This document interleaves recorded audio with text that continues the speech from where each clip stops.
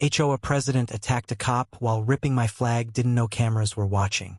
The flag was my grandfather's, a faded relic from his Navy days, hung proudly on my porch despite the Karen Hills HOA's endless complaints. I'd moved here for peace, a quiet corner of suburbia to raise my daughter, Lily, after her mom passed. But peace was a fantasy under Margaret Voss, the HOA president who ruled with an iron grip and a smile sharp enough to cut glass. She'd sent me violation notices for weeks. My flag was non-compliant, too bold for her sterile vision of the neighborhood.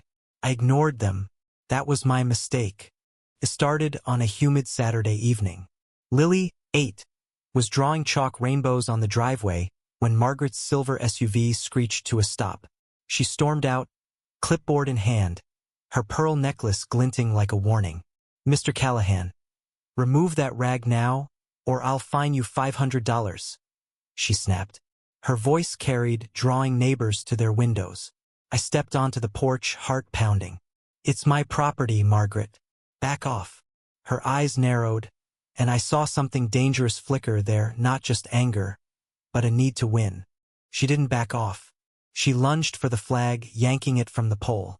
The fabric tore, a jagged rip that felt like a punch to my gut. "This is for the community's good," she shrieked. Lily screamed, dropping her chalk. I shouted, rushing forward, but then Officer Ryan, a rookie cop barely older than my kid brother, pulled up on his patrol bike. "Ma'am, step back," he said, voice steady but unsure. Margaret whirled on him, her face a mask of fury. "You're on my side, boy," she spat, shoving him hard. Ryan stumbled, his radio crackling. The crowd gasped.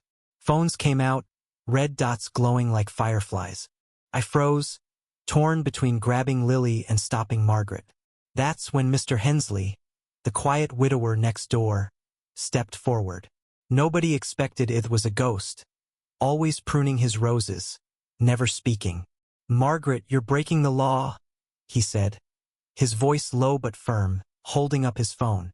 "I've got it all recorded." Her head snapped toward him, eyes wide with panic.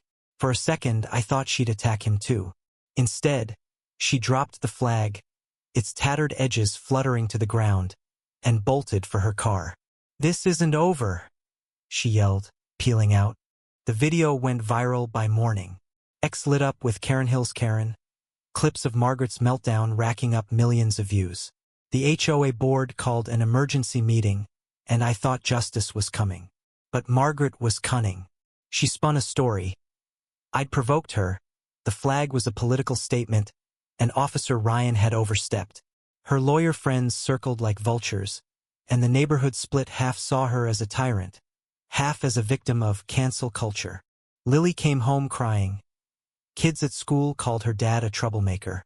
Then the twist hit. Mr. Hensley knocked on my door a week later, his face grim. "Jake, there's something you need to see." He showed me a second video, one he hadn't shared online. It was from his backyard camera, time-stamped an hour before the flag incident. Margaret was there, whispering to a man in a hoodie, ex-brother-in-law, Tim, who'd been harassing me for custody of Lily. They were plotting. Margaret would escalate the flag fight to paint me as unstable, giving Tim leverage in court. My blood ran cold.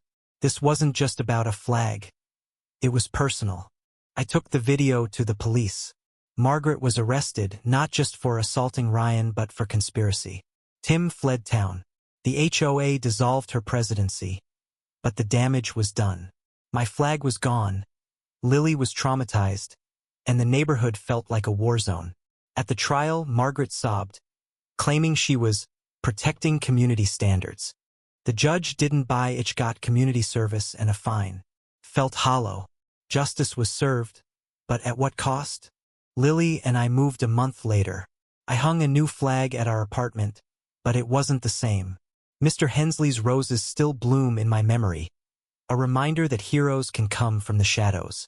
Margaret's fall was a spectacle, but it left scars on my daughter, on me, on a community torn apart by one woman's crusade.